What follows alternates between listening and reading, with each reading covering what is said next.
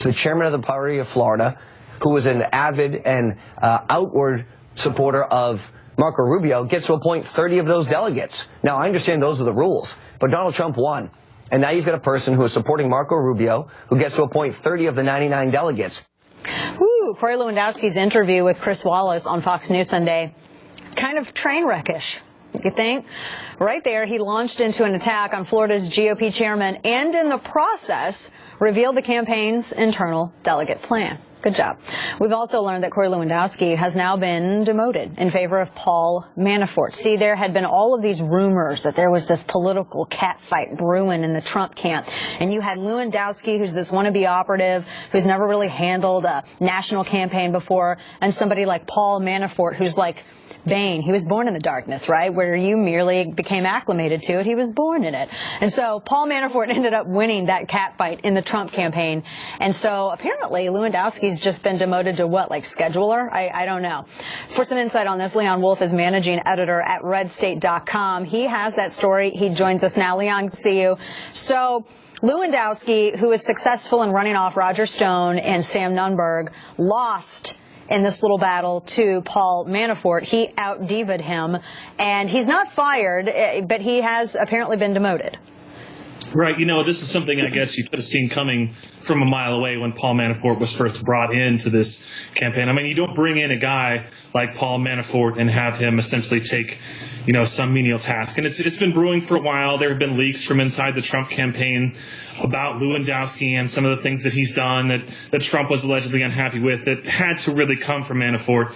And so this, I think, really was a long time coming. And a lot of people really saw something like this coming since the day that Lewandowski was kind of surprisingly hired to run Donald Trump's campaign, because it was definitely an eyebrow-raising move at the time for somebody who didn't really have any kind of experience that would have put him in a good position to succeed running a national campaign for a frontrunner like Donald Trump. Right. And one of the things, when I was talking to, because I have some friends who actually worked with the Trump campaign, and, you know, Roger Stone and I talk occasionally. He's been on the program before. And one of the things that Stone had alluded to is this spending state by state. For instance, the Trump camp, I mean, just last week ahead of this May 7th deadline, they just hired a political director out in California. And they're just now, it came out today in an article in Politico, piecing together some sort of California team. And this was one of the things that Lewandowski, it's been reported, did not want to do. He just thought, I suppose, that Trump could fill these delegate slates with the media coverage and his personality, but that's not exactly how this works. And one of the things that Manafort wanted to do was to make sure that they actually put some money into this, and apparently that's the first thing he changed. Right. So what you have to understand, I guess, about Lewandowski's background, and I have some background in the kind of conservative nonprofit world, is that somebody who comes from Americans for Prosperity would be very comfortable running a campaign like Lewandowski has, which is to say that he has this, the Trump campaign has had this bizarre way of doing things where they hire people on as essentially contractors for a 1 month time period and then let them go and then sometimes pick them up in a subsequent state and sometimes not. That's how a lot of your kind of conservative nonprofits do it in terms of doing their independent expenditure campaigns and so on and so forth.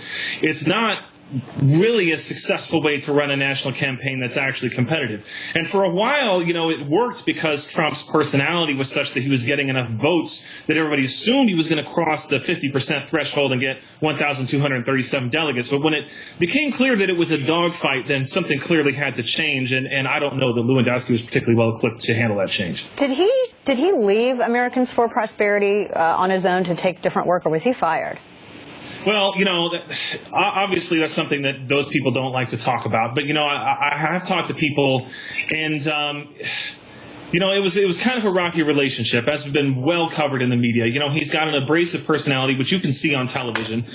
He doesn't always rub people the right way, both people who work under him and people who work above him.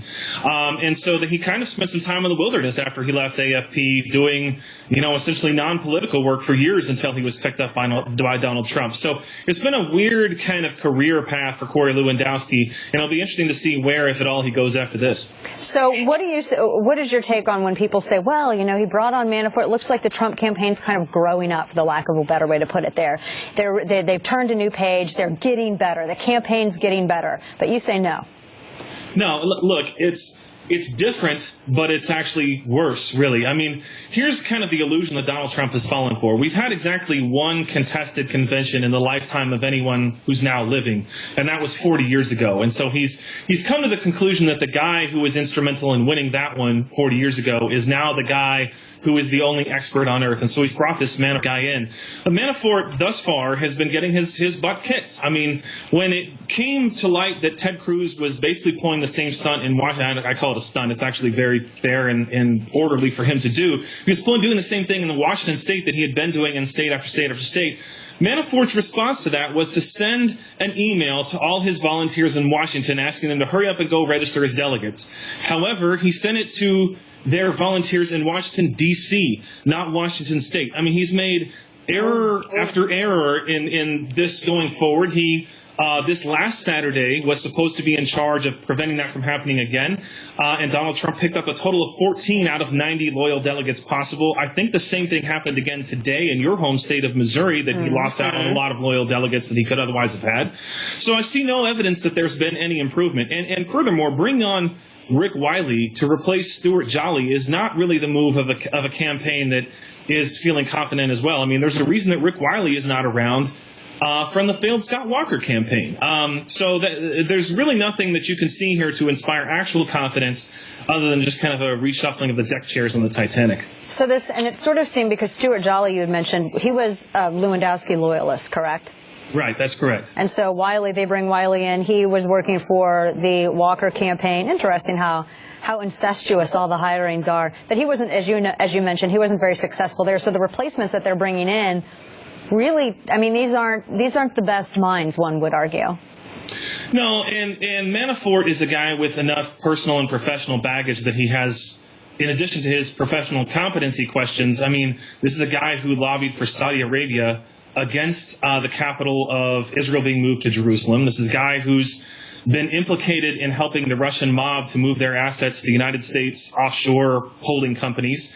A guy who has lobbied for a Pakistani intelligence agency that was caught running an espionage operation within the United States territory. So he's a guy who, for whatever you might think of his ability to pull this off, comes with a pretty significant amount of personal baggage that's going to hurt Donald Trump in the press going forward as well. Yeah, I can see that being used in a general election if it were to go that far. Last question for you, Leanna. Because I think one of the other, if you go in the presupposition that the replacements are better than what he had originally, getting this political director, and not just in California, but in a few other states. I think the only state that he really actually had a good ground game in, maybe perhaps besides New York, was Nevada. But this, even bringing up this infrastructure, is that going to make up for the lost time? Yeah, it's difficult, because you have to, if you look at the most realistic projection of where Donald Trump is going to end up, he's going to end up probably with a delegate lead over Ted Cruz that's 150 or 200. He's already, by most counts, lost something like 130 delegates to Ted Cruz on the second ballot. That we know of people who are essentially on the record, if not on the record, pretty much openly Ted Cruz loyalists who've been placed in there as pledged Donald Trump delegates. That's enough to move him to second place on the second ballot, as it is. And I think if that happens, it's all over for Donald Trump. I think if at any point he loses the delegate lead in any round of balloting, his campaign at the convention is over. So right now, more or less, if I were Donald Trump, I would have to say I either reach 1237 or I'm out of this thing, just from what we know now.